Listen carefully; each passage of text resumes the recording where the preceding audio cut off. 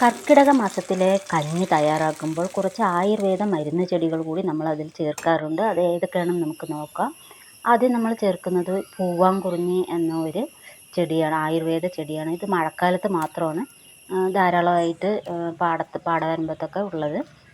അതും പിന്നെ തഴുതാമ ഒരു കഷ്ണം, പിന്നെ ചൊറിയണം പറയുന്ന ചൊറിയില, അതും ഒരു ചെടി.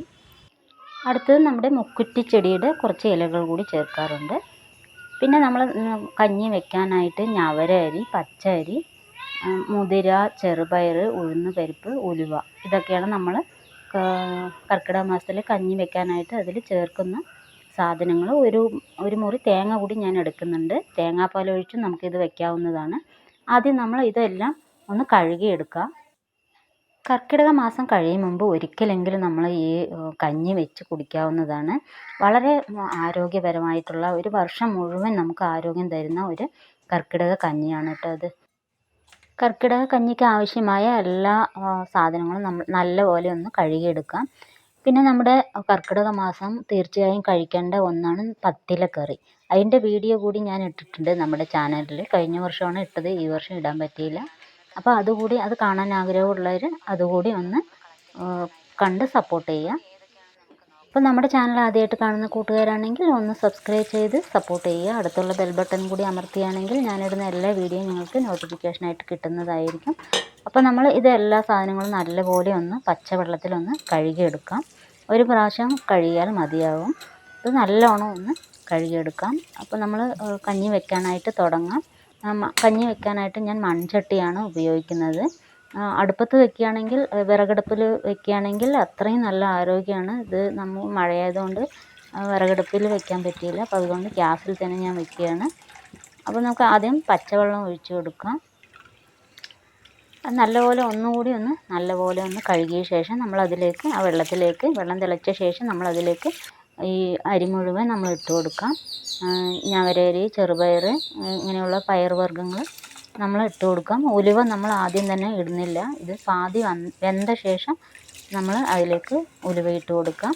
അപ്പോൾ നല്ലപോലെ വേകുന്നവരെ ഒന്ന് വെയിറ്റ് ചെയ്യാം.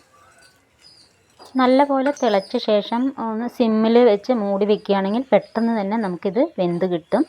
അപ്പോൾ നല്ലപോലെ ഒന്ന് വെന്ത ശേഷമാണ് നമ്മൾ ആയുർവേദ മരുന്ന് ചെടികൾ ഇതിലേക്ക് ചേർക്കുന്നത്. അപ്പോൾ നല്ലോണം വേകുന്നവരെ ഒന്ന് വെയിറ്റ് ചെയ്യാം. ഇതിലേക്ക് കുറച്ച് ഉലുവ കൂടി ചേർത്ത് കൊടുക്കാം. കുറച്ച് പെരിഞ്ജീരകം കൂടി ഇതിൻ്റെ കൂടെ ചേർത്ത് കൊടുക്കാം.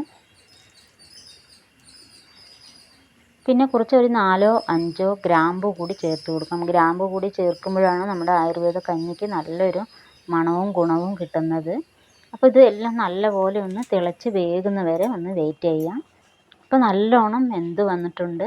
ഈ സമയത്ത് നമ്മൾ ഈ ആയുർവേദ മരുന്ന് ചെടികൾ ഇട്ട് കൊടുക്കാം.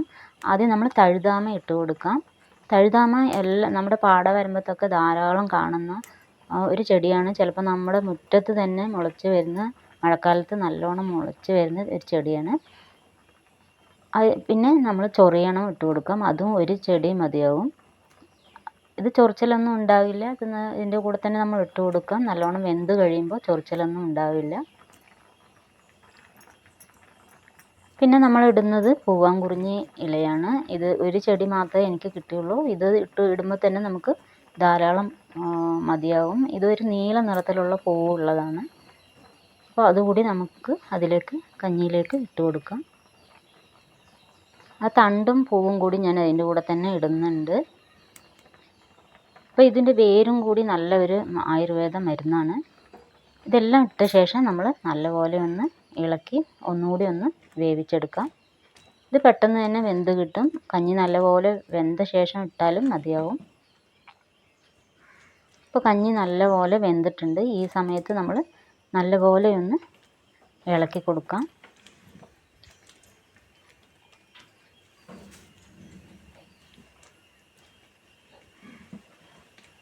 നല്ലോണം വെന്ത ശേഷം വെള്ളമൊക്കെ വറ്റി വന്നിട്ടുണ്ട്. ഇപ്പോൾ അടിയിൽ പിടിക്കാതെ ഒന്നുകൂടി നല്ലപോലെ ഒന്ന് ഇളക്കിക്കൊണ്ടേ ഇരിക്കണം.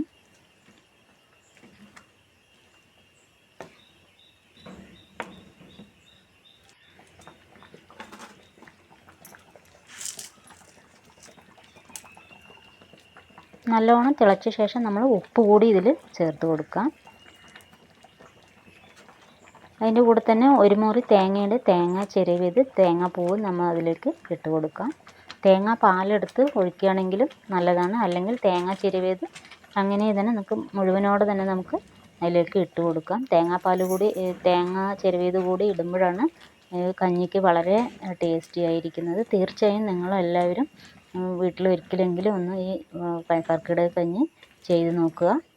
കർക്കിടകം കഴിയാറായി, അപ്പോഴേക്കും നമ്മൾ കർക്കിടക കഞ്ഞി ഒന്ന് തയ്യാറാക്കി കുടിക്കുന്നത് വളരെ നല്ലതായിരിക്കും. അപ്പോൾ നമ്മുടെ കർക്കിടക കഞ്ഞി ഇവിടെ തയ്യാറായി കഴിഞ്ഞു.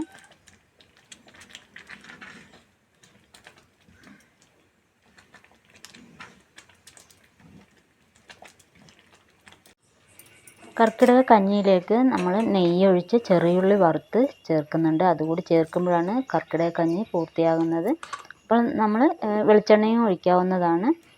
അപ്പോൾ നെയ്യോ വെളിച്ചെണ്ണയോ ഉപയോഗിക്കാവുന്നതാണ്. അതിലേക്ക് നമ്മൾ ചെറിയുള്ളി ചെറുതായിട്ട് അരിഞ്ഞിട്ടിട്ടും ഉപയോഗിക്കാം, അല്ലെങ്കിൽ മുഴുവനോടെ തന്നെ നമ്മൾ ഇട്ടിട്ട് നല്ലോണം ഫ്രൈ ചെയ്തിട്ട് കഞ്ഞിയിലേക്ക് ഒഴിച്ച് കൊടുക്കുന്നതും നല്ലതാണ്. അപ്പോൾ നല്ലപോലെ ഫ്രൈ ആയിട്ടുണ്ട്. അപ്പോൾ നമ്മൾ ഇത് കഞ്ഞിയിലേക്ക് ഒഴിച്ച് കൊടുക്കാം. അപ്പോൾ തീർച്ചയായും നിങ്ങളും വീട്ടിലെല്ലാവരും ഒന്ന് ട്രൈ ചെയ്ത് നോക്കുക. അപ്പോൾ നല്ലപോലെ ഫ്രൈ ആയിട്ടുണ്ട്. ഇത് നമ്മൾ കഞ്ഞിയിലേക്ക് ഒഴിച്ച് കൊടുക്കാം. അപ്പോൾ വീഡിയോ നിങ്ങൾക്ക് എല്ലാവർക്കും ഇഷ്ടപ്പെട്ടിട്ടുണ്ടാകുമെന്ന് വിചാരിക്കുന്നു. അപ്പോൾ നിങ്ങളും തീർച്ചയായും വീട്ടിലെല്ലാവരും കർക്കിടക കഞ്ഞി വയ്ക്കുക. അപ്പോൾ പുതിയൊരു വീഡിയോ ആയിട്ട് നമുക്ക് വീണ്ടും കാണാം. അതുവരെ thanks for watching. Thank you.